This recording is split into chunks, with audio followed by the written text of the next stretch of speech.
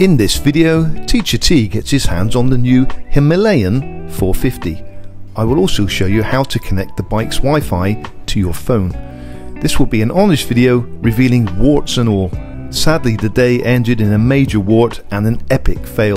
Stay tuned and find out why.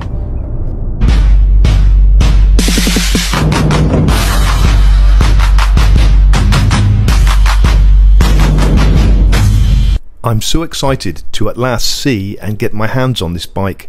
6 months ago I rode my Meteor 650 from the north of Thailand on a 1,650 kilometer round trip to Bangkok and back to the Bangkok Motor Show to see this bike. Sadly, the Royal Enfield stand there did not have it, and it seems we get the new models very late in Thailand, even though Royal Enfield now has an assembly plant in Thailand. So a massive thanks once again to Damrel's Motorcycles in Indian Queens, Cornwall, for letting me get hands on this bike after recently test riding the Shotgun 650. So here it is, the Royal Enfield Himalayan 450. Himalayan? Himalayan. Himalayan. Himalayan. Who knew we English folk have been saying the word wrong all of these years? Royal Enfield's first water-cooled engine. Should we be excited? Absolutely yes, because if this engine proves a success, then hopefully we can see this engine introduced into a J-Series weight Meteor, Classic and Bullet. Let's hope so. And thanks to Itchy Boots and her epic adventures across India on her pre-production bike, she has already proved to us that this is a good engine. What a difference with Basanti. As I told you, I don't know most of the specs, but they actually don't have to tell me the specs because I can tell it's more powerful. Feels like I have like almost double the power.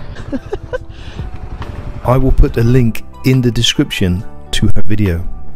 This new 452cc dual overhead cam engine provides an impressive 40 brake horsepower compared to the previous Himalayan 411, which produced 24 horsepower, and my previously owned CRF 250L produced 23 horsepower.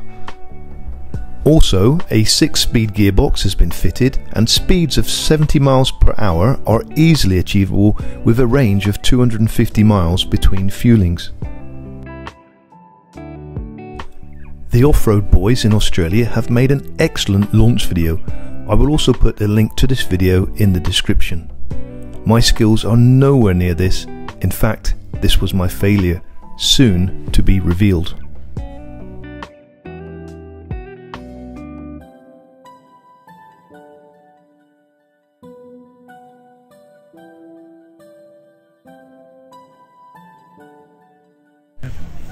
So here we go, a day I've been looking forward to for so long. As I first arrived at the showroom, there was a customer placing an order for a brand new Himalayan. After he knew I was a YouTuber, he was asking me to give special attention to the side stand. I did think this was an unusual request at the time, but now I see the logic. And in fact, in this shot, he is kindly holding the camera for me.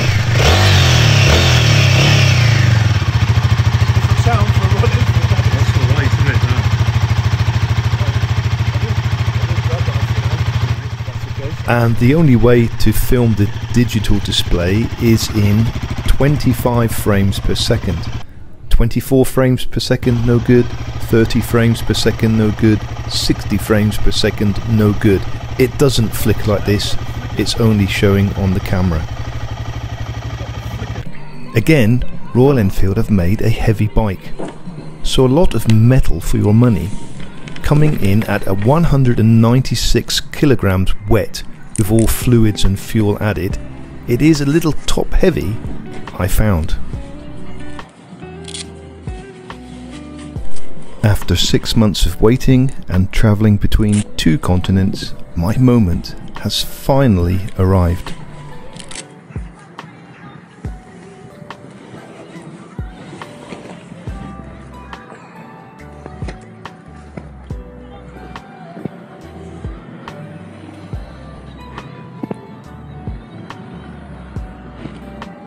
Can't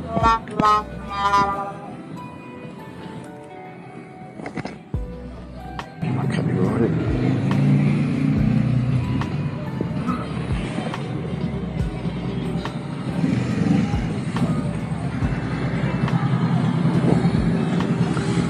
Well, I can't even get it off the stand.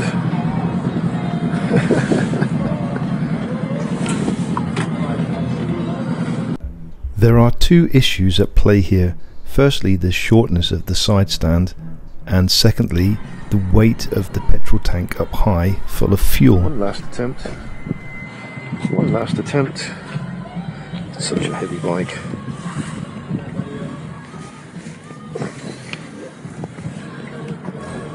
I just don't want to drop it. It's a brand new bike.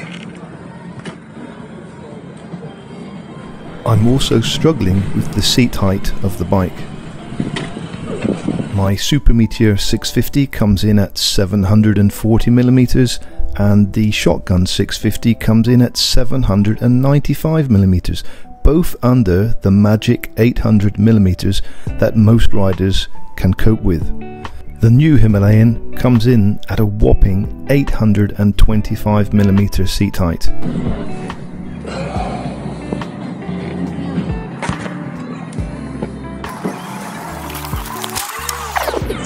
I can't get it off the stand. I am 5'8" tall and have an inside leg of 28 inches, but as you can see here, I just can't get the bike past the point of balance to get it upright. Gutted is an understatement, and I just have to use my time productively to do what I can with this bike for the allotted time that I have it. Yeah, that's definitely higher and that's definitely lower. Definitely low, isn't it? And that's definitely higher and that's definitely... So it's quite ingenious, that. It's good, yeah. Still not enough though. Not from me, sadly. Not from my little short legs. In that case, And that's the toolkit there, right? yeah, Okay. toolkit. So it's nicely done. Other way round there. Is it? Yeah, It's a good job you're here, yeah.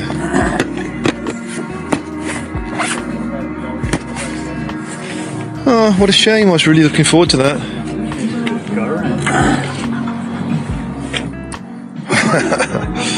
Okay. Can't be done. Quite good as well, aren't they?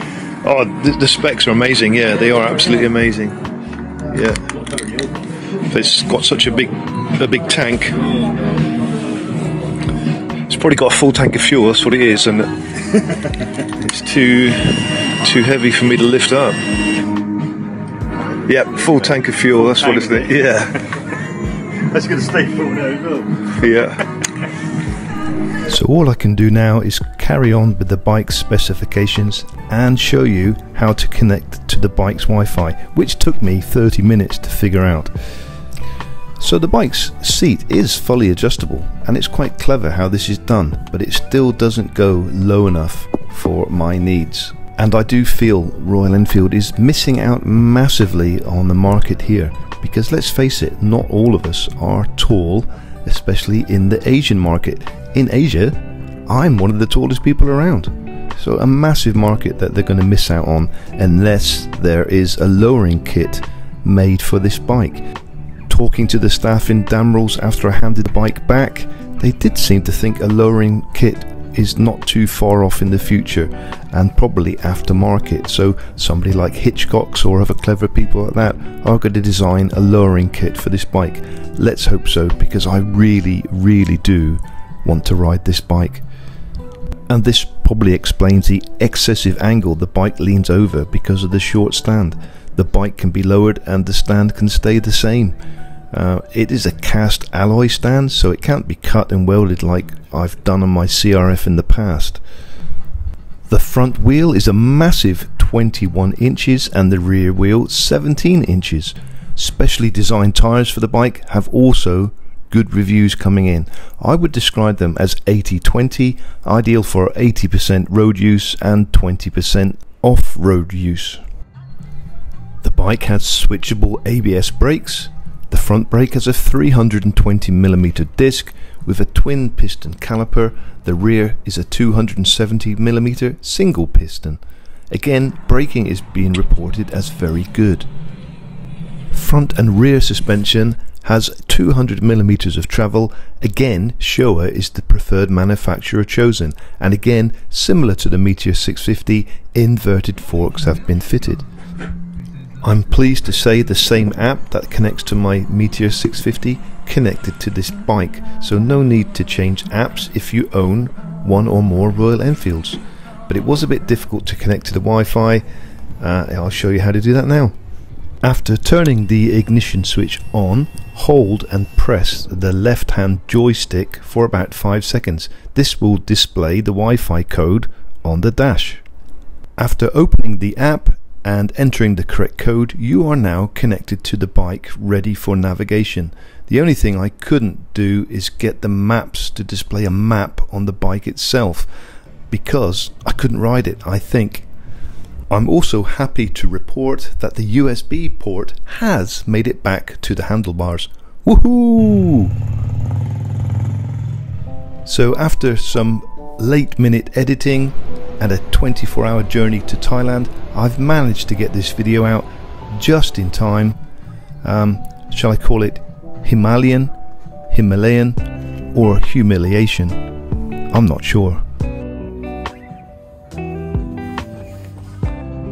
The good news is that I've managed to bring my Hagon shocks back to Thailand, ready to fit on my Meteor 650. A video for next week, next Friday. As always, thanks so much for watching.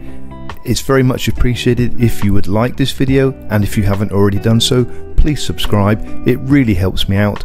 Until next week, stay safe, ride safe, and I'll see you in a video soon.